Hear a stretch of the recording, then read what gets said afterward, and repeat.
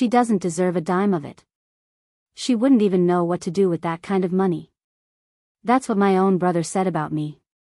His sister. 3 hours after my husband's casket went into the ground. I was still in my black dress. Still had cemetery mud on my heels. And when I walked up to the side door of his house that evening, I heard every single word through the storm door. The scheme. The paperwork. The doctor who had never once laid eyes on me, signing off on my mental state like he was approving a car loan. But they didn't know I was standing right there. And they sure as hell didn't know what I was about to do. My name is Margaret Dunham. People call me Maggie. I'm 42 years old. And this is what happens when the people who are supposed to have your back become the ones you need to protect yourself from. Before I get into it, I need you to picture this. A Sunday morning. Cold. November sky, no clouds. I'm standing in my brother's living room in Ithaca, New York. A detective is reading Richard Is Rights. My sister-in-law Karen is folded over the arm of the couch like somebody cut her strings. And my mother, my own 70-year-old mother, has both hands pressed over her mouth because she knows exactly what she did. That's where this story ends. But let me take you back 3 weeks, to a Thursday morning in November, the day I buried the only man who ever believed in me. It rained the morning of Tom's funeral. Not the kind that pours and gets it over with, the kind that just hangs in the air, cold and thin, like it wants you to feel every second. The church was a little white steeple place on the edge of Lansing, just north of Ithaca. Wooden pews, drafty windows. Tom would have picked it himself. He never wanted anything fancy. About 45 people showed up. His co-workers from the accounting firm, our neighbors on Birchwood Lane, a couple of college buddies who drove down from Syracuse. My best friend Diane Coletti sat next to me in the front row and held my hand so hard I thought she'd snap my fingers. I kept looking at the third pew on the left. 3 seats. The ones I'd saved in my head for my brother Richard, his wife Karen, and my mother Lorraine. All 3 were empty. No coats, no purses, nothing. I checked my phone under the hymnal. No missed calls. No texts. Diane leaned over and whispered, "You want me to call them?" I shook my head. They know what today is. The pastor said kind things. Tom Dunham. 44 years old. Certified public accountant. Quiet. Steady. The kind of man who'd fix your leaky faucet on a Saturday morning and never mention it again. A heart condition nobody caught until it was too late. 3 weeks from his first chest pain to a pine box. We'd been married 11 years. He handled the money, the bills, the taxes, the investments, all of it. I handled everything else. The meals, the doctor's appointments, the 2 a.m. panic when his chest tightened and I'd sit on the bathroom floor with him until it passed. He used to say, "Maggie, I've got the numbers. You've got me." And I believed him every single time. That was the whole deal. After the burial, I stood by the grave alone in that thin rain. 45 people came to say goodbye to my husband. Not a single one of them shared my maiden name. I didn't know yet why my family wasn't there. I told myself they were busy. I even felt guilty for not reminding them, like it was my fault somehow. I had no idea that while I was standing in that cemetery watching the rain pool on top of the casket, they were sitting around a kitchen table 15 miles away, busy with something else entirely. The call came the next morning. I was still on the couch in yesterday's clothes. A 607 area code I didn't recognize. "Mrs. Dunham? This is Michael Pruitt. I was your husband's estate attorney." Estate attorney. I didn't even know Tom had one. "I'd like to meet with you today. There are documents that require your attention." I drove to a brick office building near the Ithaca Commons. Pruitt was in his late 50s, silver-rimmed glasses, careful hands. He offered me water and got right to it. "Your husband executed a will 14 months ago. He named you as the sole beneficiary." He slid 4 property summaries across the desk. For commercial rental units in the Ithaca and Cortland area. Combined market value, approximately $2.8 million. And one residential property on Seneca Lake, valued at roughly $1.7 million. I read the numbers 3 times. Tom owned all of these? Free and clear. No mortgages. The rental units generate steady income. Everything transfers directly to you. The man who drove a 12-year-old Honda Civic and packed his lunch in a brown paper bag every day had been quietly building a small empire, and I never knew. Pruitt studied me for a moment. Then he pulled a business card from his pocket and placed it on top of the folder. Mrs. Dunham, your husband prepared very carefully. He wanted you to be safe. He paused. If anyone at all, pressures you about these assets, you call me before you sign a single thing. It was a strange thing to say to a widow who hadn't even finished crying. I slipped the card into my coat pocket and left that office feeling like Tom was still watching out for me from somewhere I couldn't see. But I didn't understand yet why Pruitt had been so specific with that warning. I drove to Richard's house in Dryden that evening, still in the same black coat. I wanted to sit at a table with people who'd known me since birth and hear somebody say, "It's going to be okay, Maggie." The porch light was on. The storm door was shut but the inner door was cracked open, the way my mother always left it when the house got warm from cooking. I reached for the handle. Then I heard my name. Margaret doesn't need to know the details yet. My brother's voice. Low. Controlled. The voice he uses when he's running a room. I froze. Pruitt called me this afternoon, Richard said. The husband left her apartments. 4 of them. And a lake house on Seneca. Silence. Then Karen's voice. Quick. Sharp. How much? Close to $4.5 million. Then Karen again, she can't keep that money. She doesn't even know how to file a tax return. But the next sentence, the one from my mother, that was the one that broke something inside me that has never fully healed. My mother's voice came through that storm door like a knife wrapped in velvet. Tom dying is the best thing that could have happened to this family. Now we finally have a way out. I need you to sit with that sentence the way I had to. My husband, the man who brought my mother flowers on Mother's Day, who drove 40 minutes in a snowstorm to fix her furnace, had been dead for 16 days. And my mother called it the best thing. Richard picked up right where she left off. I talked to Grayson today. He'll sign a certificate. Grief disorder, psychological trauma, inability to manage financial decisions. We file for guardianship. Karen goes on as the appointed guardian. I already reached out to an agent in Watkins Glen about the lake house. That was Karen. Casual, like she was ordering a pizza. My mother again, make sure you keep the paperwork hidden. Margaret sees any of it and the whole thing falls apart. I stood on that porch for another full minute. My ears were ringing. Then I did something I didn't plan. I pulled out my phone, opened the voice recorder, and pressed the red button. I held the phone near the crack in the door and let it listen. They kept talking, details, timelines, who to contact, how to keep me in the dark. After 2 more minutes, I pressed stop. I turned around, walked down the steps, got in my car, and drove away. I didn't knock. I didn't cry. I drove 30 minutes in total silence. Just one question on a loop.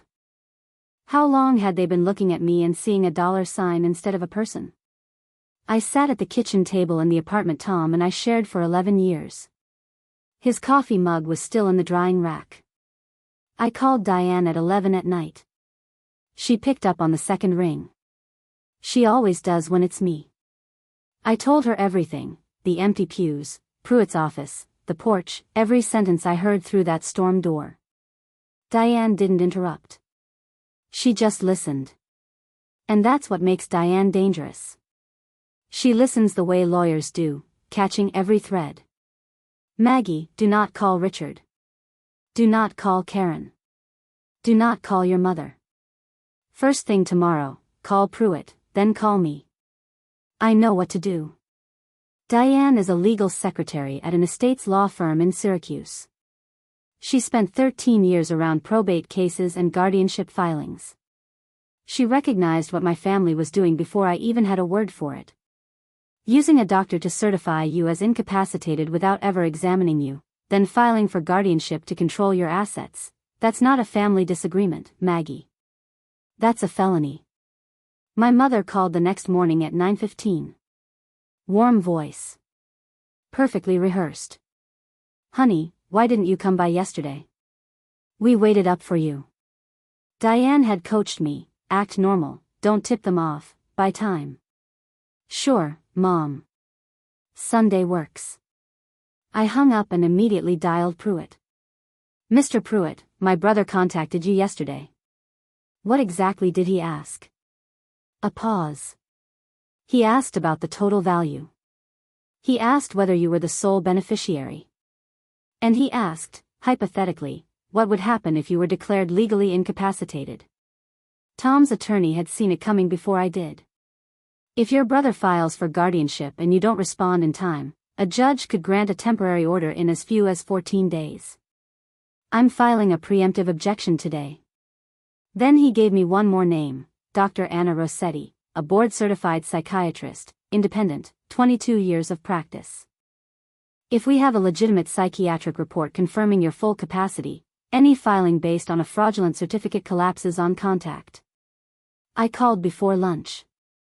The appointment was set for Thursday. But I didn't know yet that Karen had already made her own calls. Thursday afternoon. Dr. Rossetti's office near Cornell. 90 minutes. She asked about Tom, about my routines, whether I was sleeping. She asked about my family. I told the truth, all of it. At the end, she looked at me across the desk. Mrs. Dunham, you are grieving. That is normal. It is not a disability. There is no indication of diminished cognitive function. She signed the report, stamped it, handed me the original. Keep this somewhere safe. What I didn't know was that Richard had visited Dr. Warren Grayson that very afternoon. Grayson, a family physician, not a psychiatrist, signed a certificate declaring me exhibiting severe grief disorder with marked inability to manage personal and financial affairs. He had never met me. Never scheduled an appointment. Never looked me in the eye. And on Grayson's certificate, the line marked date of patient examination was left completely blank. Because there was no examination. Just a signature and a favor between golf buddies. Sunday evening, I knocked on Richard's door. He opened it with a grin I'd never seen before. Too wide. Too warm. He pulled out my chair. Poured my water. Richard Harper had never poured anyone's water in 51 years. My mother made pot roast, my favorite from childhood. Karen hugged me in the hallway. We sat. We ate. Richard steered the conversation carefully. So, Maggie, do you know what Tom left behind? I chewed slowly. The lawyer's still handling it. I don't really understand most of it. A look passed between Richard and my mother. Quick. Almost invisible. But I caught it. Finances are complicated, Maggie. Let your big brother handle the lawyer stuff. Halfway through dinner, I excused myself. On the way back from the bathroom, I passed Richard's office. Door cracked open. On his desk, half buried under a newspaper, sat a manila envelope stamped with the Tompkins County Court logo. I pulled out my phone. Took a photo. 2 seconds. Then I walked back to the table and finished my pot roast. Monday morning. I called Pruitt. They filed. I saw the envelope. He was quiet for 3 seconds. Richard Harper, petitioner. Karen Harper, proposed guardian. Attached exhibit, a medical certificate signed by Dr. Warren Grayson, stating you lack the mental capacity to manage your person and estate. The preliminary hearing is set for 14 days from the filing date. If we don't respond, a judge could issue a temporary guardianship order. Karen would have legal authority over your finances within the hour. 14 days. That's all that stood between me and losing everything Tom built. Day 3. A woman from Finger Lakes Property Group called. Mrs. Dunham, we received a request from a woman identifying herself as your legal guardian. She asked us to redirect all rental income to a new bank account. What was her name? Karen Harper. The hearing hadn't happened. No judge had signed a thing. And yet my sister-in-law had already called a property manager, claimed authority she didn't have, and tried to funnel my rental income into her own account. Diane texted me that evening. Karen just handed us another charge on a silver platter. By Friday, Diane came over with her laptop and a legal pad. Sit down. It's worse than we thought. Richard Harper, second mortgage on the Dryden house, outstanding balance $310,000. Federal tax lien, $87,000. 2 delinquent credit lines. Karen Harper, 4 credit cards, 3 frozen. Total revolving debt, $160,000. My mother was a co-signer on Richard's house. Nearly $550,000 in combined family debt. And Tom's estate was worth close to $4.5 million. I was their lifeboat. And they were trying to throw me overboard so they could climb in. Then the smear campaign started. Texts from friends and relatives, one after another. Hey Maggie, Karen says you haven't been eating. Are you okay? Your mother tells me you're really struggling. Then my college friend Lisa called directly. Maggie, I didn't buy a single word of it. But Karen also asked me for your bank account number. She said she needed it to help manage your bills. She wasn't just attacking my reputation. She wanted my bank information, my contacts, my credibility. Karen was trying to dismantle every piece of my life I still controlled. But Lisa didn't give her a thing. Day 8. Diane drove me to the Tompkins County DA's satellite office. Detective Luis Herrera met us in a small conference room. Metal table, no window art. He was maybe 47. Calm face, broad shoulders. The kind of man who asks questions the way a surgeon makes cuts, precise and unhurried. Mrs. Dunham, walk me through it from the beginning. I told him everything. The funeral. The porch. The recording. Grayson. The power of attorney Richard tried to slip in front of me at dinner. Oh, I forgot to mention that part. Richard had brought over a stack of papers to my apartment the week before, called it a temporary power of attorney. It was a general POA with no restrictions. If I'd signed it, he could have sold every property by the next morning. I didn't sign. I photographed every page and sent them to Pruitt. Herrera took notes on all of it without looking up. When I finished, he said 2 words, play the recording. I set my phone on the table and pressed play. My brother's voice filled the room. Then my mother's. Then Karen's. Herrera listened without moving a muscle. When it ended, he capped his pen and looked at me. The recording gives us reasonable basis to open an investigation. But the key is Grayson's certificate. If I can prove he signed it without examining you, that's forgery. And submitting it to the court makes it fraud upon the tribunal, which is a felony. He paused. Mrs. Dunham, I've seen families do terrible things over money. But forging medical documents to strip someone of their legal rights, that's not a family disagreement. That's a crime. And I will treat it like one. He stood. Don't confront them. Don't change your routine. Let them believe everything is going according to plan. We shook hands. His grip was firm and steady. Like a promise made without words. Before I tell you what happened next, if this story is hitting close to home, if something in your gut just tightened, that's exactly why this channel exists. I take real stories from real people on Reddit, Quora, and other forums, with their permission. I change the names and details, and I break down the psychology behind what happened. If you want more, hit subscribe. Not for me, for the next story that might be the one you needed to hear. Now here's something I didn't understand until I was deep in the middle of all this. My family had spent years making me believe I couldn't handle things on my own. Not with yelling. Not with insults. With small, quiet comments repeated over and over. "Oh, let Tom handle that, sweetie," or "Maggie's not really a numbers person." It sounds harmless. But when you hear it enough times, from the people you trust the most, you stop trying. You hand over the bills, the decisions, the control, not because you can't, but because everyone around you has convinced you that you shouldn't. And once you believe that about yourself, the people who put that belief there get to run the show. That's exactly what Richard and Karen and my mother were counting on. They didn't just want my money. They needed me to stay small. Because a woman who believes she's capable is a woman you can't control. The second I started acting like I was capable, hiring an attorney, getting evaluated, asking questions, they panicked. And that tells you everything. They weren't afraid I'd fail. They were afraid I wouldn't. Day 12. Herrera called at 7 a.m. I have Grayson's certificate.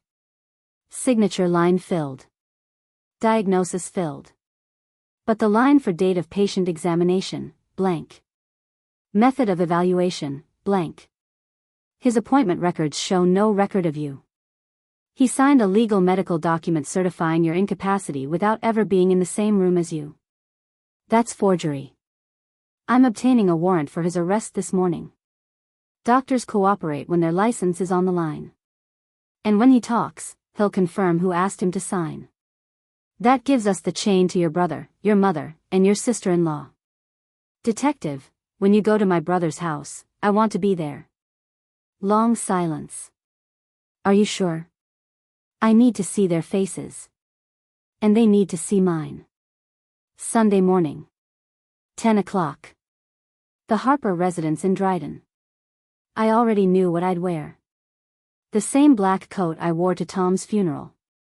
Not for mourning this time. For closing a chapter. Saturday night, the apartment was quiet in a way that felt permanent. I sat on the bedroom floor next to the closet, the spot that still smelled like Tom, and opened the small fireproof box he'd kept on the top shelf. Inside, our marriage certificate, his life insurance policy, the deed summaries from Pruitt. And at the bottom, a sealed envelope with my name on it in his handwriting. I'd found it the week after he died but hadn't opened it. I wasn't ready. Tonight, I was. 1 page. Blue ink. His handwriting was always too small, like he was trying to fit more into less space than anyone gave him. Maggie, if you're reading this, I'm sorry I couldn't stay longer. But I need you to know something I should have said out loud more often. You are stronger than you think. You've always been strong. You just never had permission to believe it. Not from your family. Not from anyone. So here it is in writing. I believe in you. I always did. Tom. I pressed the letter to my chest and cried for 20 minutes. Not the polite kind. The ugly, heaving kind that comes from a place so deep you didn't know it existed. Then I washed my face, put the letter in my coat pocket, and set my alarm for 6. November 25th. Clear sky. No rain. I pulled into the driveway at 8 a.m. Same cracked asphalt, same rusted basketball hoop from the 90s. I knocked. Richard opened the door in sweatpants. Maggie? It's 8 in the morning. I need to talk to everyone. All 3 of you. He studied my face. Whatever he saw, he stepped aside. The house smelled like old coffee. Lorraine was at the counter in her bathrobe. Karen was on the couch scrolling her phone. I sat in the armchair and said, I want to hear it from you. All of it. What the plan is. Richard squared his shoulders. We've been trying to tell you. This is about protecting your future. The estate, the properties. We just want what's best. I let him talk about responsibility, about family, about how finances were too much for someone in your condition. When he finished, I asked one question. When was the last time you saw Dr. Grayson, Richard? His face froze.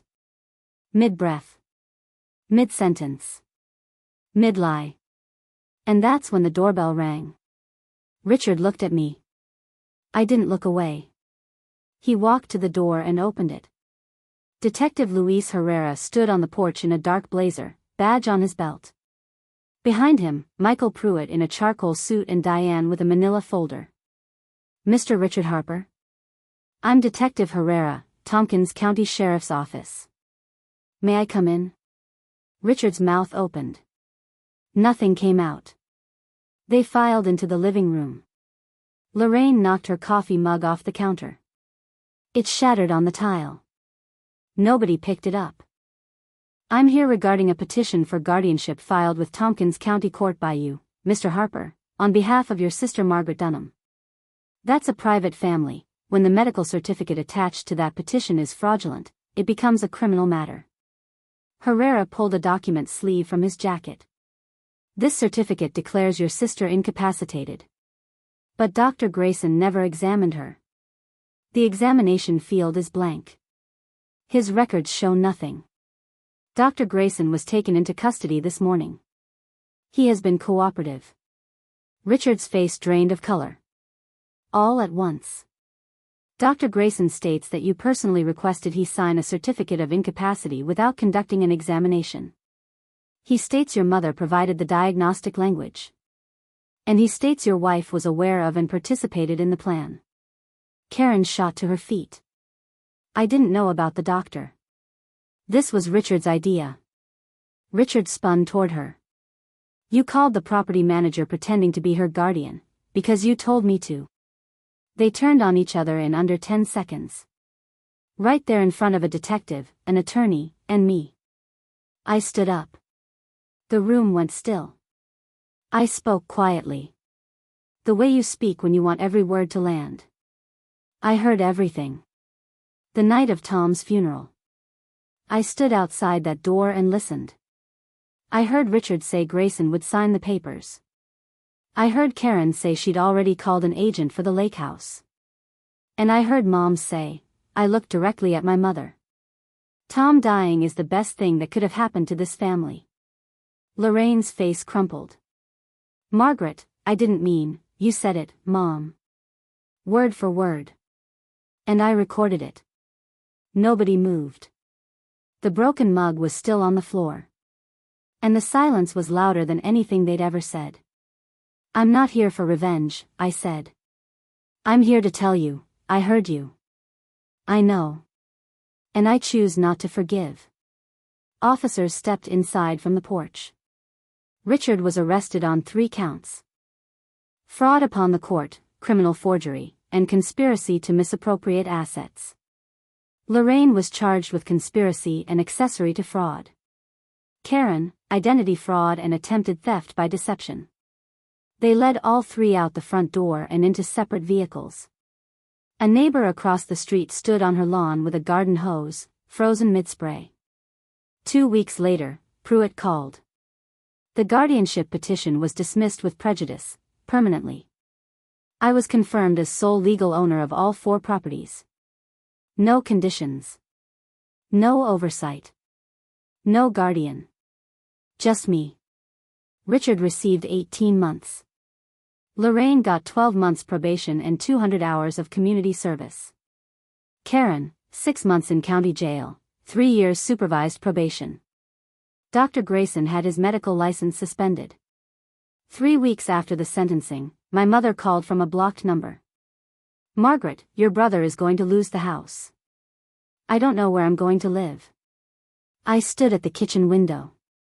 Mom, you're violating a court order right now. I know. I'm sorry for all of it. I was desperate. You were desperate, I said. So you had me declared mentally unfit. You wanted a doctor to sign a piece of paper saying I couldn't think for myself. And Karen would have sold everything Tom left me, every single thing he built, and I'd be locked in a guardianship, unable to make a single decision about my own life. Nothing. Just her breathing. I don't hate you, Mom. But I can't trust you. And I won't let you close enough to make me question my own mind again. I hung up. Then I called Pruitt to report the contact violation. I didn't feel strong. I felt like someone who'd had to cut off something that used to be part of her body. But I was standing. That was the point. 6 months later, I was living at the lake house on Seneca full-time. Tom's coffee mug came with me. The power of attorney papers went through a shredder. I enrolled in a financial literacy course through a community college in Geneva. 12 weeks, balance sheets, tax filings, property management. Things Tom used to handle. Things I was learning to handle myself. For the first time in my adult life, I knew exactly where my money was and what it was doing.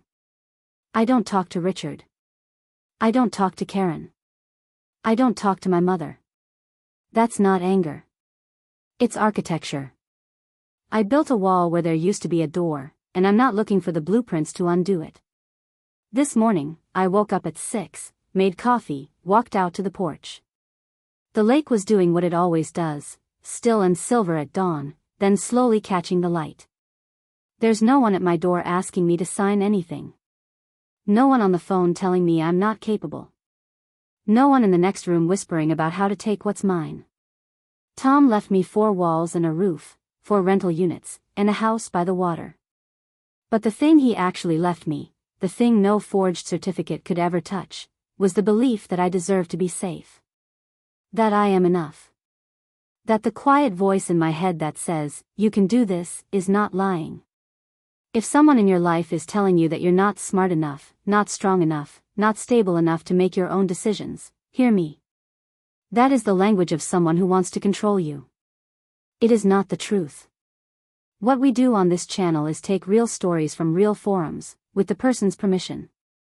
We change the names, the places, add a little fiction for privacy, and break down the psychology and the manipulation so we can all learn from it. So if we ever meet someone like Richard or Karen or Lorraine, we see it coming before it's too late. If this story meant something to you, hit subscribe. Not for the algorithm, for the next woman who needs to hear she's not crazy, she's just surrounded by people who need her to believe she is. There's another story right here if you want it. I'll see you there.